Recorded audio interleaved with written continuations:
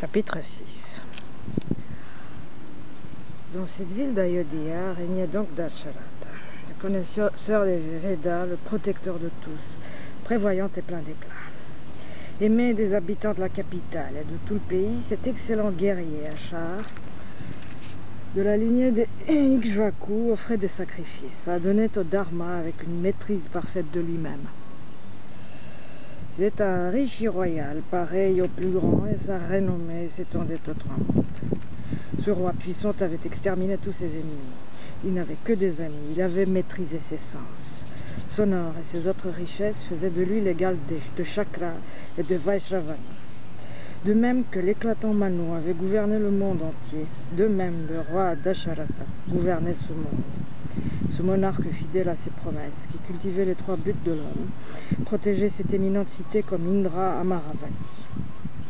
Les habitants de ces cités remarquables étaient heureux, vertueux et instruits. Satisfaits des biens qui leur appartenaient, ils étaient exempts de convoitises et leur langage était véridique. Aucun maître de maison n'y était pauvre, aucun n'avait échoué dans la poursuite de ses buts, aucun ne manquait de vaches, de chevaux, d'or ou de grains. On ne voyait à Ayodhya nul homme en proie au désir, avare, cruel, ignorant ou incroyant. Tous les hommes et toutes les femmes y observaient le dharma. Maîtres d'eux-mêmes, tirant leur joie de la vertu et de la bonne conduite, ils étaient aussi purs que les grands rishis. Personne n'y manquait de boucles d'oreilles, de diadèmes et de guirlandes. Nul n'y était privé de plaisir, nul dont le corps ne fut propre, oint et parfumé.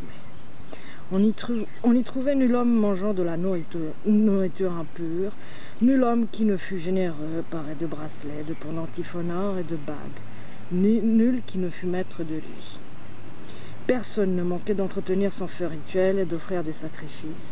Personne n'était vil ni voleur dans cette cité d'Ayodhya, qui ne connaissait ni l'inconduite ni le mélange des classes. Les brahmanes, toujours dévoués au devoir de leurs états, maîtres de leurs sens, pratiquaient le don et la récitation des Védas. Ils n'acceptaient les cadeaux qu'avec mesure. Aucun d'eux n'était incroyant ni menteur, il ne manquait d'instruction, aucun n'était envieux, incapable ou ignorant, aucun qui ne connût les 6 sciences auxiliaires des Védas ou qui ne pratiquât les observances et ne donnât en abondance.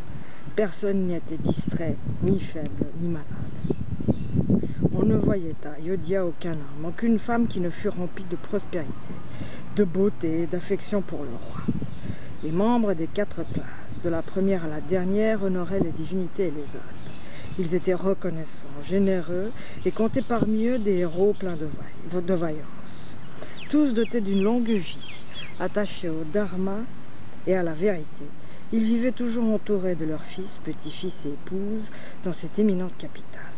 Les kshatriyas étaient soumis aux brahmanes et les vaishyas dévoués aux kshatriyas. Les shudras, attachés au devoir de leurs conditions, servaient les 3 classes supérieures. La cité était sous la protection du seigneur des Ikshvaku, comme elle avait été au commencement protégée par Manu, le sage souverain des hommes. Elle regorgeait de guerriers ardents comme le feu, bien bâtis, pleins de fougue au combat, rompus à la science des armes, telle une caverne pleine de lions. On y trouvait en abondance les meilleurs chevaux du Kamboja, du Balika, du Vanayu et les excellents chevaux B de la région du Sindh. On y trouvait aussi une quantité d'éléphants des monts Vindhya et de l'Himalaya, furieux d'une force prodigieuse, grands comme des montagnes, issus de la lignée d'Airavata, de Mahapadma, d'Anyana et de Vamana, des éléphants de race Bhadra, Mandra et Mirga et d'autres de race mixte, toujours en rut, énormes comme des montagnes. Cette cité, la bien nommée, rayonnait intensément à 2 lieues à la ronde. C'est là que régnait, après avoir triomphé de tous ses ennemis, le grand et resplendissant roi Dasharatha, telle la lune parmi les constellations.